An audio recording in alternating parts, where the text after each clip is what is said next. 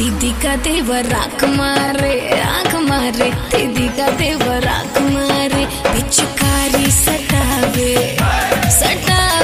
रंगवा लगावे, होली में जानो जानो कह के पुकारे, छिनोर पड़ी बारे, दीदी का देवर आँख मारे, दीदी का देवर आँख मारे।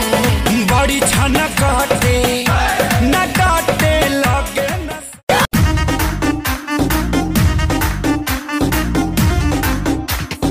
माई बाबू नहीं थे घर पे, आई जा खिड़की से घुस के, कैले जाए कुछ छुप के आई जा।